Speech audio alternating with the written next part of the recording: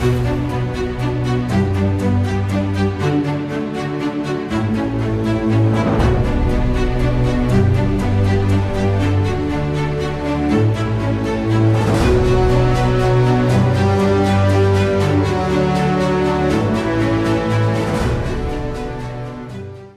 a baby. I don't feel like it. Well, congratulations, you got engaged. Yeah, I know. Yeah. I'm just drinking out of my soon-to-be Mrs. Crowther cup. Cool. I don't know if you know, do you know Jean-Pierre Fuchs? No, I don't. I'm really Yeah. quite bad with industry stuff, if Yeah. I'm honest. He's a pro Olympian and all that. So Oh, wow. yeah, he's joining us here. Hi. Hi, Jade. Nice to meet you. Nice to meet you. Yeah. So when Jason told me we're having a bikini girl on, I mean, I trained many bikini girls. I was interested in that regard, but then that little 3-minute research I'm going to do about you turned into an hour of being absolutely stunned about your profile and the way you set up the online training. Congratulations to that. Thank you. I mean, a lot of them I learned in school how to build a brand. A lot of them you do, you know. I have some questions about that later, but I want to hear your story first. You're doing a great job. I mean, if I ever hired somebody to do my social media, you will be it. Oh, that's really good to know, because I don't always think that I'm doing a good job. Yeah, same for me. Once I started researching, your story popped up on my feed or something like that, your story about your epilepsy, and then I started reading it, and I started, looking on your Instagram and all this. Says, oh man, this is kind of cool. I'd like to hear her story. So, and then I reached out to you, and here we are. So yeah.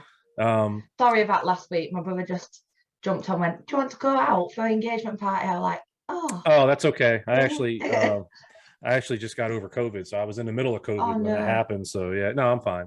But we actually canceled last week's show.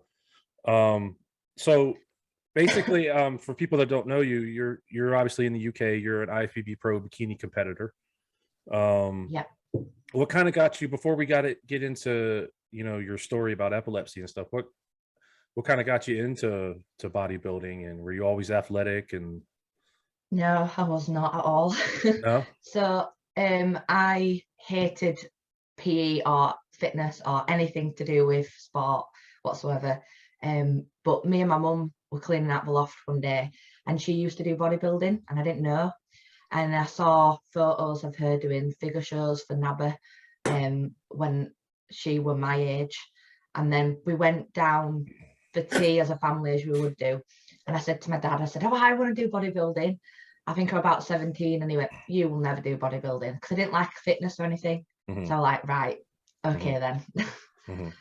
It's game time. I'm going to prove you wrong. And I did. And then I got the drug, and I don't think I'll ever stop until someone tells me to. What was your first show? My first show was UK BFF. I was just turned 18, and I did a show at Leeds Town Hall for UK BFF. That was my first show. But I didn't have a clue what we were doing. And looking back, well, I don't think you do when you first start. No, I don't think any of us did. So.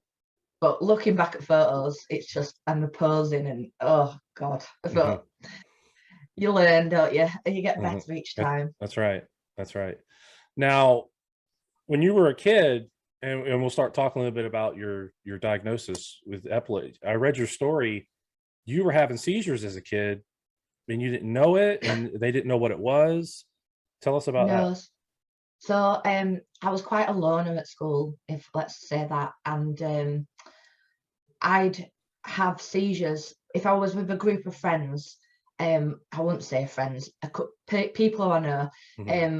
I'd have a fit, which I didn't realize was a fit at the time, and then people would say that I were making it up or putting it on, and then if I'd wake up, I just remember people laughing at me and making fun of me.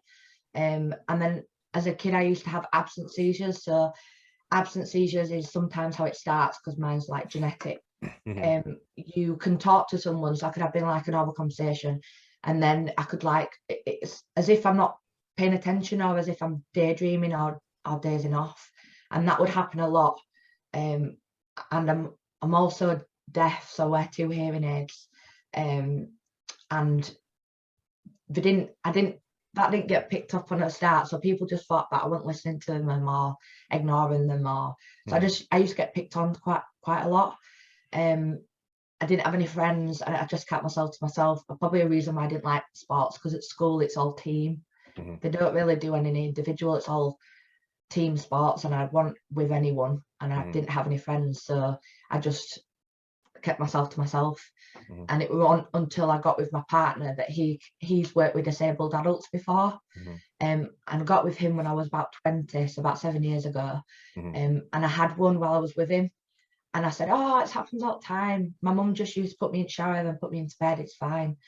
And he went, "No, that you need to get that looked at." But it was on my, I just passed it to the side. And then it was on my 21st birthday. I went out with a couple of friends to celebrate my 21st. And I had a really, really bad tonic-clonic seizure where that's what the typical seizure looks like. So convulsing, shaking, my eyes roll back into my head, quite stiff, and my heart stopped. And then luckily, ambulance came in time, and I got defibbed, and I'm alive still. Yeah, that's great. Now, for those that don't know, epilepsy is kind of, just in a nutshell, kind of a neurological disorder, and it comes with seizures. And those that, in my line of work, I'm a police officer, so when the people I come in contact with, you don't know it, like you black out. Is that correct? Yeah.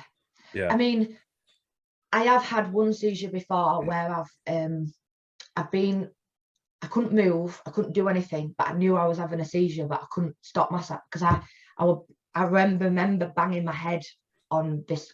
I was laying on my floor and I was banging my head on the skirting board, and then there was a radiator, and I knew that I was doing it. I just couldn't stop myself from doing it.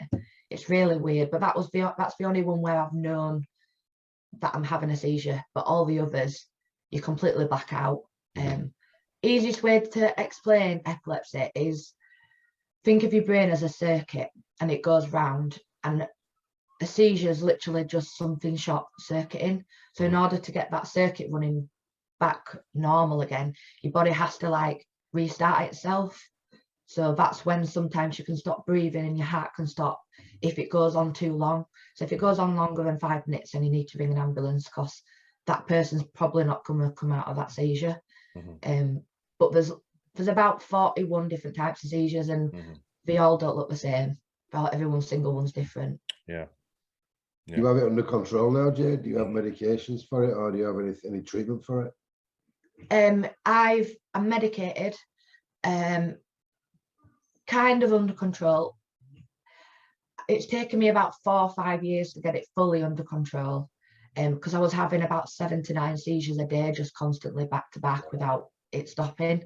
And when I first got diagnosed, I was in hospital for like 2 and a bit weeks, where I'd wake up, have a seizure, go back to sleep, because it knackers you out. You can't do anything after a seizure.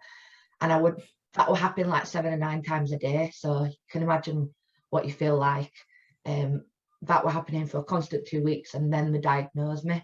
But then it took another 2 to 3 years for my medication to be under control. And then you learn your triggers. So my triggers, everyone's triggers are different, but my triggers are stress, tiredness, getting too hot, and being just like overwhelmed. So like stress, like hot, main is tiredness and stress. But sometimes you can't control being tired and stressed. So if my medication's on point, I can go months, years without having a seizure. But I had the COVID vaccine, and that messed around with medications, cancelled my medications out, and I died. So I've died like 5 times now. So a couple of times my boyfriend's had to do CPR, and then a couple of times the ambulance has made it in time for me to have a defib. But when I had the vaccine, because it made my temperature go up and have a fever, I had constant seizures. I think I had 11 seizures back to back, and then my heart stopped, and then I had to be put in intensive care for a couple of days afterwards. Wow, that's amazing. Jade, That's Jade, I have a question. When you talk about stress could be a trigger, when we think of working out, competing, that's about as stressful as it gets on the body. What are your experiences with that, specifically when it comes to training and competing? Did you ever have any problems there, or does it make it just better? What can you tell us about that? When I first got diagnosed, the doctors said to me, you're not going to be able to compete, you're not going to be able to diet down, you can't train, you can only train lightly. And I was upset, like really upset, because it was my life. I loved bodybuilding then. I wasn't a pro then, but I just loved the style of training. And it's taken me a couple of years to realise what my body can and can't do. And I think when doctors tell you something, if you research it enough, you'll find what will work for you. I mean, I know that I'm quite lucky in the sense I own my own gym and I do online coaching. So I know if I'm in prep and I'm tired, I'll just go and nap. I'll just have a 20-30 minute nap. In training, I'll make sure that if I am in prep and I'm in that couple of weeks out before prep, when your body's more tired, I nap before I go, and I don't push myself to the limit that stage of prep all the other time. So like off season now and before prep gets hard, I can push myself and I know when to stop. I know when my body's had enough. It just takes knowing your body, I suppose, like with anything. But I have had a seizure in the gym before. I was filming because I'm sponsored by trained by JP, so we have like video filming of us training like once a month. And I think I'd just recovered. I think I'd got COVID and just recovered from COVID, so my fitness wasn't 100%. I was still like getting breathlessness, and I just collapsed in the middle of the gym floor. But I only had a small seizure, but it were tonic-clonic, so it was like a full convulsing one. I just got to be careful. I know what my triggers are. I know if I push myself too much, I know what happens. Worst thing I can say to someone though, if they do have epilepsy, you are told that you can't do X, Y, and Z, but you can. The thing that I found, I can't have any stimulants, so like pre-workouts, I can't have coffee, I don't drink alcohol, I don't have any foods that's got like preservatives in, so I don't have like shitty takeaways. Or so when I'm in prep, because of how clean the diet is, I'm usually better than in off season, which is no incidents on stage yet, huh? No, like how clean is your diet in prep? No, I mean when you're about to compete, when you get nervous backstage, so you had never had an incident there? No, I've felt like I was going to, but normally you don't get with epilepsy, you either get with one of mine, I get like butterflies. So it's like, you know, when you go over a hill and your belly just does that little, like, I don't know how to explain it. It goes like in knots a little bit. Have you ever had that feeling before? I'm just talking nonsense. I either get that or I completely go straight away. I've had that feeling before, but I think it was just nerves. When I did the Arnold's in the UK this year, it was quite a long show backstage, and it went on past midnight, and I have my tablets at a certain time every day. So I have mine at 8 o'clock in the morning, 8 o'clock at night. And if I always go to bed like 9:30. If I go much longer over that time, I start feeling really tired and shaky and headaches and migraines. So I had that when I was backstage, but I just carried on. But luckily, touch wood, I haven't had an incident where I've had a seizure. But well, it hasn't been that hot. I mean, I've competed in England. It's not really that warm over here. So you won the Amateur Olympia. Was that in England as well? Yeah. I did. Where I won my pro card, Amateur Olympia was in London. And don't worry about the pre-workout, it's all garbage anyway. So I tried to get all my athletes off that crap. So we never had any of that stuff back in our days, and we trained harder than anybody. So I mean, I tried it, and every time I had it, I think it was like the after effects where you get the down. It feels like you're getting down. Is so used to it, she needs it to get through a movie, so it's garbage. So it's not necessary. That's an incredible story. Congratulations to what you overcome. It's great. Congratulations. I want to get like epilepsy a little bit more well known, because I don't think when I'm in the gym, nobody knew what to do. Luckily my partner was there, so he obviously knew what to do, but nobody knows what to do when someone has a seizure. And it can be life or death if someone, if it lasts longer than 5 minutes, they can stop breathing. So people around know if it lasts a certain amount to call the ambulance, or they call the ambulance anyway, or how do you know how long it's going to be? You can't. No, so if mine lasts longer than 5 minutes, I'm probably not coming out of it. So when it gets near 5 minutes, someone around me knows to ring an ambulance to get me round. You can have emergency meds, like diazepam and stuff like that, because that's all the ambulance will give you when they get there. They'll just intravene diazepam, but you can't obviously take that. It has to be like inserted the other way, if that makes sense. So doing that in a public place obviously isn't ideal. Yeah. But I just want even people with epilepsy to know that they can still do everything like a normal person does. Because I know, I always remember this one conversation that I had with an ambulance crew. I'd had a really bad seizure, and he had to defib me, and he came back in to see if I was okay. And he started crying, and I said, I'm really sorry if I've scared you. I didn't mean to. And he said, no, my sister's got epilepsy, and I'm just really proud of how you're just carrying on your life. She won't come out of the house. And that's just always stayed with me, because it's really sad that someone has to think like that if they've got something wrong with them that you can't do all. It's not curable. You just got to get on with it and try your best that you can. Jay, how long do you typically train when you're at the gym? About an hour and a half, 2 hours. That's pretty good. Now, at the end of your gym session, do you start feeling anything towards the end? I mean, everything's okay? If I start getting tired, I'll stop. Okay. It's hard to explain. Not like I get myself tired, obviously training, because you have to train hard to build muscle or whatever. But I know mentally when I get tired, I need to stop. Sometimes not physically. My body feels like it can keep going, but I know that I think I have to explain this. I know when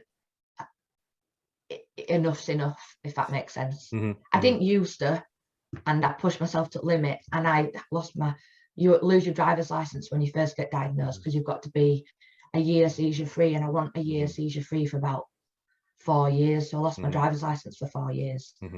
But I have been in the car on the way home from the gym and had a seizure with my partner, because my partner obviously drives me places, or with my mum, I've done that before. So I've been to the gym, overdone it, and then had a seizure in the car on the way back home. Yeah. Now back to the gym stuff. Sorry. From what I've been trained, like for somebody that comes across somebody with a seizure, the number one thing is not to really mess with you too much. Protect the head if you can. Turn you on your side if possible, because sometimes you can choke on yourself. Yeah, just leave them to it. Just make sure that just try to protect your head.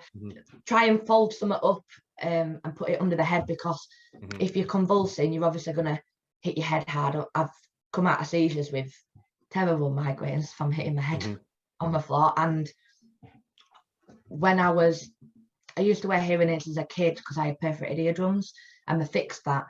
And I've banged my head that many times, so I wasn't deaf. So a period when I was deaf Wasn't deaf because I fixed my eardrums. Because I banged my head that many times, I'm deaf again. So I have to wear hearing aids again because I banged my head too many times from having seizures.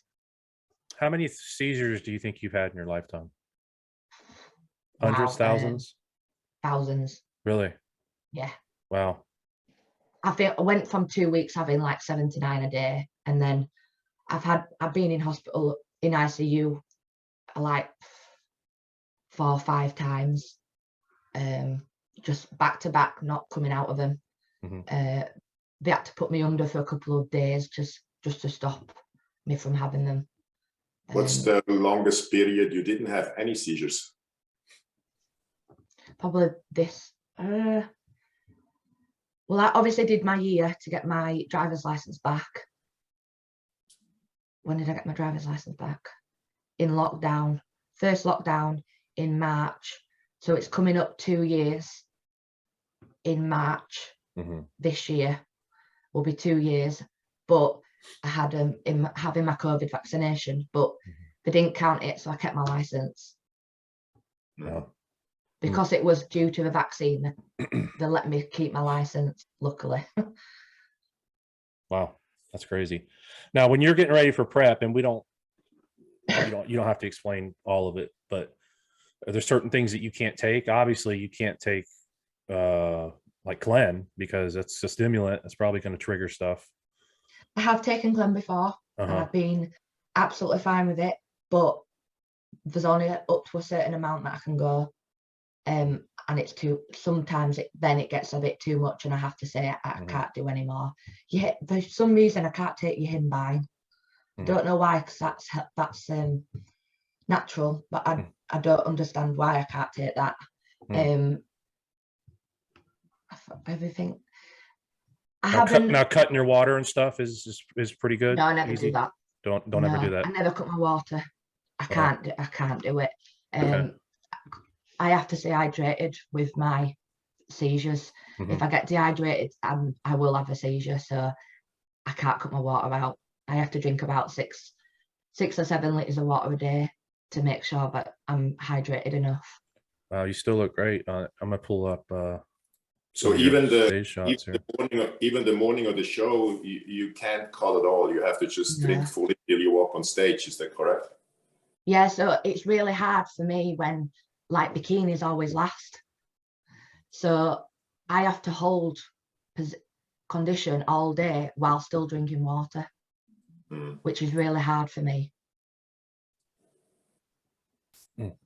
Well, I don't cut water much with my athletes either. I don't cut much water other than the morning of the show. And if they're really hard, I even just cut it into half. But I never heard to not cut at all. But, you still look really, really great. So congratulations on that too. There has been shows where I thought, oh, if I could have just done to being a little bit sharper, but I've just got to do what my body can do, I suppose. I can't absolutely kill it off.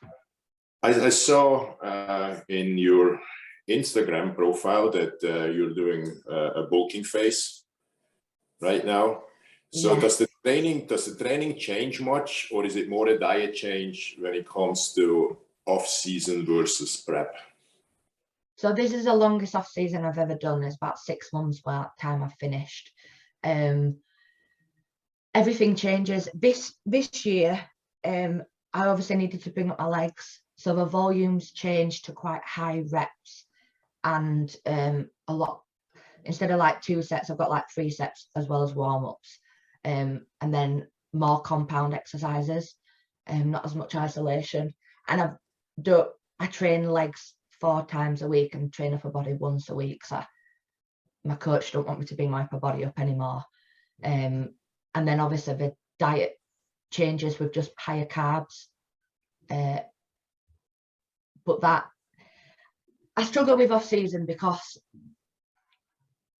obviously you can have more options with your food and stuff like that. But I'm quite strict and still like a structured plan, which I do stick to. I just find that having higher carbs makes me really tired. So I find off season harder than prep. So you do 3 lower body workouts, 1 upper body workout, if I understood. Yeah. you guys, we don't have to, again, not give away all your secrets, but I'm going to ask you anyway. So you guys structure like one day more glutes, one day more front thighs, or is it like it's pretty much similar, three leg workouts a week? Each exercise, all the workouts, every exercise is different. Every single one of them's got hip thrust on. But apart from that, they're more or less aimed between for my hamstrings and glutes to bring them up, because me doing my hip thrusts. Yeah, I was just pulling it up as you mentioned it. I watched it twice this morning. I can't believe I don't any I think bodybuilders who use that much weight in hip thrust. It's incredible. I think I'd break my hip if I did that. I've got up to 190 before, but I didn't have it on my plan for a while, and I really missed them. I love hip thrusts. I sound really sad. I proper love him. I would do them every single day if I could, although my legs would probably kill me and my glutes are dead all the time. When's your next show, Jade? Say that again, sorry. When's your next show? So I'm aiming for the Arnold's in September in the UK. Okay, cool. What's your goal? What's your goal? What is every pro's goal? To get to Olympia. Yeah. Yeah. I'd love to get there. You gonna try that this year? I'm gonna try, yeah. Mm-hmm. I've got points already, but I needed to bring my legs up, because in Budapest, there were quite a lot of the Olympia bikini girls that went to Budapest, so I actually really enjoyed that show, because it got me an idea of where I was at with all them girls. Mm-hmm. And I placed 6th in that show, and my feedback were just bigger glutes, so I didn't need to change much, just bigger glutes. So that's what I really wanted to aim for this year, was to just bring my lower half up, because for some reason my upper body just builds really quickly. So like I've got really round shoulders, which for figure probably be perfect, but I wouldn't move categories. I love bikini too much. Yeah. Interesting. That's a problem a lot of people would love. No, I'm not allowed to. I haven't trained arms in like 4 years. I love training arms, and I used to train with men all the time, because I've worked in loads of different gyms, and I've always got along with men than I have with women. So men never, but the lads that I used to train with never hated training legs, so we never hardly trained legs. So it's been my issue now I've got to train legs all the time. You know what's funny? While you've been talking, I felt like I needed to translate for these two, because you like little terms that you use like knackered and stuff. They probably won't understand what that even means. I've been kind of giggling to myself the whole interview. I am quite broad Yorkshire. Oh, not wrong with that. I understand it. You're going to get me talking broad Yorkshire again now. Yeah. I remember we had a guy, I told you this story, and we had a guy that works for us at the police department from the UK. I didn't know what faggots were. I guess those are cigarettes. And he's a fag, or whatever, fag. Yeah. He's saying that out loud. I'm like, bro, you can't say that stuff. You get yourself in trouble. You say that around here. There's a lot of things that that don't translate. For instance, if you're from Leeds and you're talking about your glutes, you don't say your glutes, you say your bum. Your bum. I thought I'd better use a better term. I knew, but I could see you kind of correcting yourself. It's quite amusing, actually. I've been here a while, so there's certain words I just don't use, because nobody'd understand what the hell I'm talking about if I did. Yeah, so you go to do the Olympia. That's awesome. I wish you all the best. I really do. Yeah, my dream. I'm going to come over to America though in October. How are you? But whereabouts are you going? Do you know? There's a few shows that I like the look of, but I haven't made my decision yet, because I'm really bad at geography, so I need to figure out what shows, because I want to go for like a month.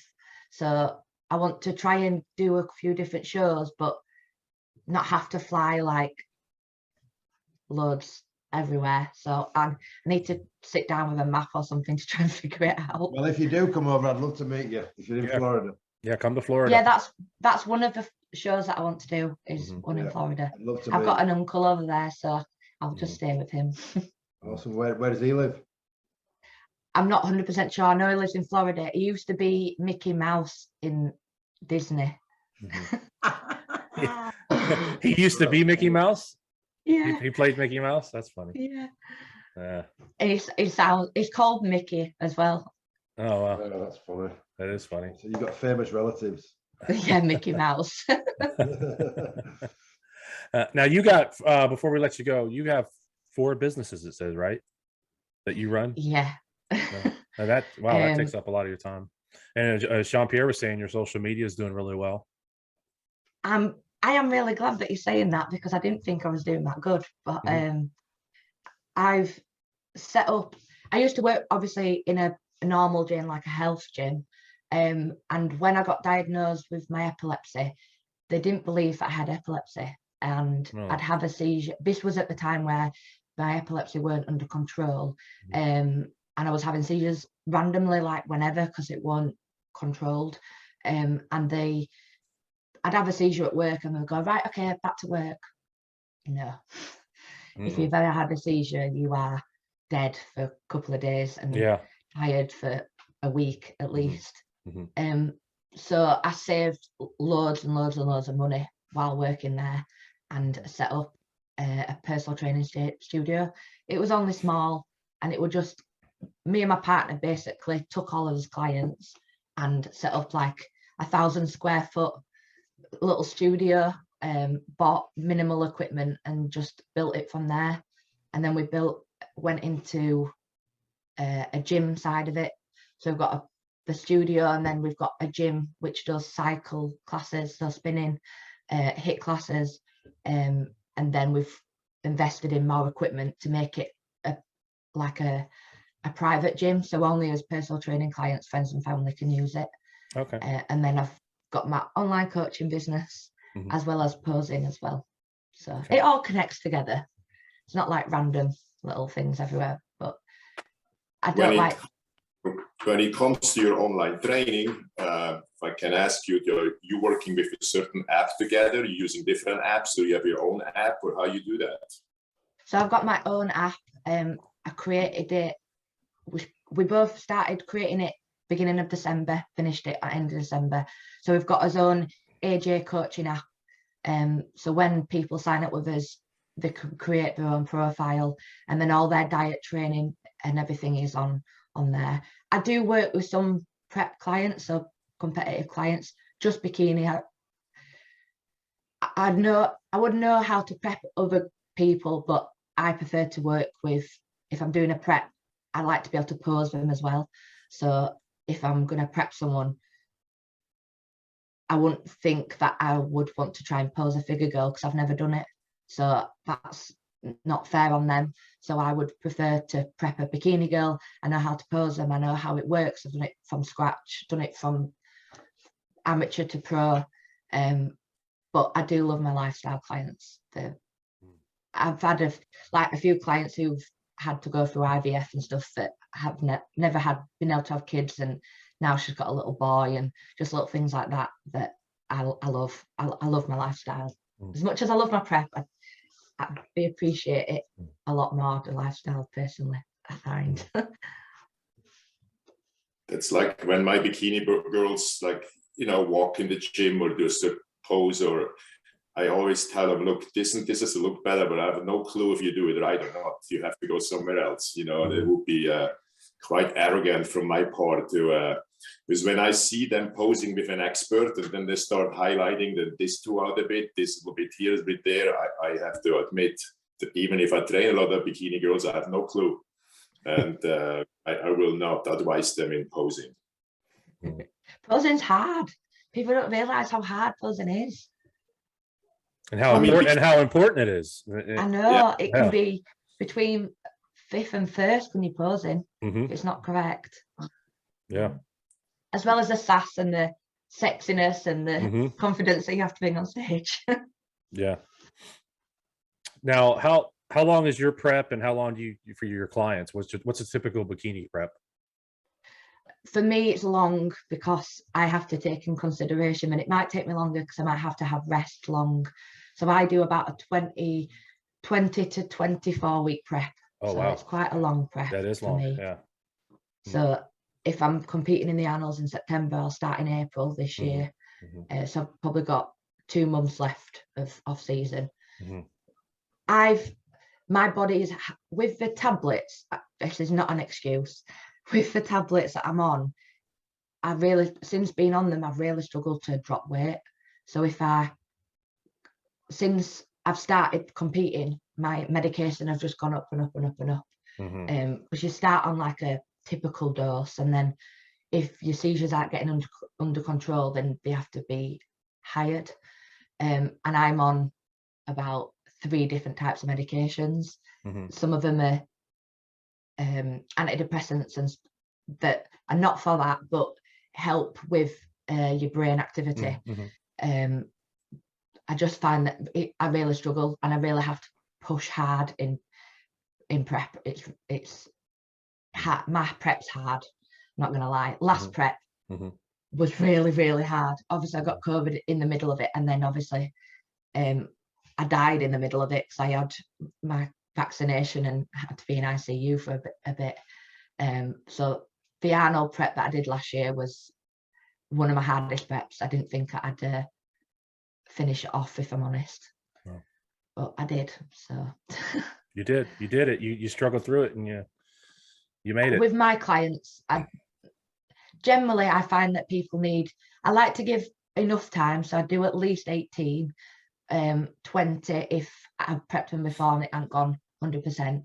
But I'd rather not ease them into it, but slowly reduce, so you don't decrease in muscle, because I've done it before where I've had to push really hard for the last 6 weeks, and I know that I lost some decent amount of muscle that I built in my off season, which were a pity. See, now with your clients, if you got a girl that's like says she doesn't feel well or she's having a bad day, you can look at them and say, "Oh, don't worry, it can be worse." Huh? I try not to say that, but it does annoy me when. I think what annoys me more is if I see someone on Instagram or social media complaining about prep and saying how hard it is, and don't do it. If it is hard, and if you're struggling now, 10 weeks out, it's going to get even worse by 6 weeks. Just don't do it. You don't need to do it if you feel like that. I think that's what annoys me most. I think that's why I prefer doing lifestyle clients, just for the fact that they're not used to dieting. So it's easy for me to go, right, well, I feel like this, and I got through it because I did X, Y, and Z. But prep clients take a lot of your time, as much as I love them. Yeah, we're a bunch of crybabies. Yeah, we are. It's hard. It is hard. It's hard. It is. When they hire you to prep them, they've got to understand that you've been through it, so you understand it. You know. Yeah. Some days you wake up and think, I do not want to get out of bed right now. I'm knackered, but I've got to do cardio, and I've got to do steps, and I've got to go to the gym today. And then you just got to switch. It's just mindset. It's all mindset. You just got to switch that mindset on. And if you want it that bad, then you'll do it. And if you don't want it that bad, then don't do it. Very well said. It's all about how bad you want it, end of the day. Now, are you taking clients now? Sorry. Yes, I am taking clients. Okay. I'm taking clients. And whenever you want to say, how they get a hold of you, that's whatever you want. So if people do want to get a hold of me, I've got a link in my Instagram. So Jade Kelsie _ IFBB Pro on my Instagram, and there's a link tree, and it says apply now for coaching. So just click on that button, and then it'll take you through a series of little questions. So I know that you're serious, and then I'll give you a call. Okay, very good. To all the people out there, I checked it out, and I would highly recommend to contact her. She's very organized. She has a great setup. I think she's probably a pretty great coach. I can see that from what I see. And please help Ian, stay in touch with him. Ian still uses flying pigeons to send out workout plans. So he needs all the help he can get. And I'm old school. What can I tell you? I'm old school. What do you still use? WhatsApp or what do you use? Me? Yeah. I do it all different ways. It depends where they're from. I've got a few clients in England that I use WhatsApp with. A lot of my other clients, I video chat normally once a week with them. I'm very kind of hands-on, but I don't take that many clients, to be honest with you. It's not like my main business. You know, I keep my clients kind of around 20-ish. And I do like a one-on-one thing with them all. I'm old, what can I tell you? I'm old school. I like to make sure they're training right, and I like to see them. If I can see them face to face, it's a lot better. But yeah, that's why I like doing posing with clients, because I can see them.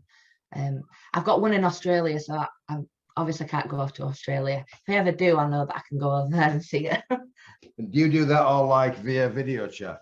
Mm-hmm. Yeah, so if there's two different options, but I do video chat if they need me to run. Normally I'll do all the diet plans and everything, and I'll set up a call with them and I'll run through everything that I want them to do. But I send them like a welcome pack as well. So basically I'll idiot proof it basically. So how to prepare oats, how to do X, Y, and Z, how much water you should drink, how much you need to sleep, how many times you should go to the toilet, everything. And then if I've got any questions, then they can ring me, Zoom me, anything. And then I do ask them to send me videos over WhatsApp with the training and stuff like that. So I know I'm a PT at heart, so I like to make sure that people are doing it right, because you're just going to end up hurting yourself. Do you do like a weekly check-in with each of your clients then? Yeah, weekly check-ins. They're all on a weekly check-in. Obviously, clients are normally every other day or every day if they're near a show. I've got one girl prepping at the minute. It's her first show, so I'm excited for her because she's looking good. But yeah. And do you do? I've prepped. Sorry, say that again. Sorry. Do you do monthly packages, or do you do like 3 months, 6 months, year? How do you structure that? Monthly packages, minimum of 2 months. Just because guys will all know it takes a while to make a diet plan and training plan. I don't give out the same plans to everyone. I hate that. So everyone's individual of what they want to work on. Although girls only want to work with the glutes and the legs. And then monthly packages, minimum 2 months, and then it's just a rolling. So I do everything through Stripe. So it's all direct debit, easy life, because I've got a lot on. Well, Jade, I worked with a lot of different apps, pretty much the beginning of the internet, and gotten very tired never having found the app I really like. So right now Try Kahunas. Sorry? Try Kahunas. Well, just before we get to that, I finally took all my time and my money to create, I believe, the best app there ever was, and I created right now. And I can't wait to share it with you when it's completed, just to see what your input is on it. Oh yeah, I'd love that. So that's what I'd love to do. Yeah. But it's obviously going to cost a lot of money to be able to do all that. I told my wife, if this doesn't work out, we move into a tent at the beach, on the beach. So that's what it is, but it will work. And I was especially frustrated even when I found a somewhat decent app. They were absolutely never willing to work on any changes with me. And they took so much of a cut of my clients where I just look, this ridiculous. I will provide my app to any online trainer for very little money. So I've been with companies before and taken like 30-40% off your monthly earnings, and I think that's quite a lot of money. Well, I seen even the one app I like the most, I'm not gonna say any names, they asked for a $4,000 down payment, and all they were doing was create a little bit of a landing page, something like you can find on your Linktree, and then a $2,400 installment fee, and then 30% of my income. So, if I train 200 people or 150 people online, I mean, I'm not gonna give a company $100,000, just to create a little landing page. So was it Was the company German based? No, that was Danish, close. I think I know who you're talking about. Yeah, and I think mine will be way better, and I will create landing pages for $200 or $300, you know, and maybe take a 5% cut, but capped very low somewhere, so anybody can use it. So I look forward to your input. Yeah, there's just so many online coaches now with people just taking advantage of, I think. There's too many, and I think some apps are making it too easy to be an online coach as well. And like they'll already there's one place that they'll already recreate the recipes already, and it's very easy to just give that same thing to another person, and I don't like that. I like to, I'm not very good at maths and stuff like that, but I like to work out the macros and the calories and how much protein we should have, and do it all that way. I've got like papers at the side of me, so that's why I keep looking over there. So I work all that out first, and then I go on to my app and try and make their food. But when you give someone a food plan, you want them to actually like it. You don't want to, unless they're prepping, you don't want chicken and rice for every meal, do you? Not really, but it happens. Sometimes you've got to. Yeah, sometimes you got to just suck it up and deal with it. You guys got anything else for Jade? No, I was very, very happy that we had her on. She was great. Thank you so much. No, that was great. That was longer than I expected, and I love your story. You're a great inspiration to everyone, and again, I want to thank you for being a guest. Thank you for inviting me. Yeah. I loved it. Jade, if I contact you, I just direct message you on Instagram. Yeah, just message me on Instagram. All right. I do on my Instagram, so you're not going to get a manager or whatever talking to you. I'm not assuming that. Thank you. Pleasure talking to you, Jade. Yeah, you too. Lovely to meet you as well, all of you. All right, Jade. Thank you. Hopefully we'll talk to you again. Yeah, perfect. Okay, great. Thank you. Bye. Bye.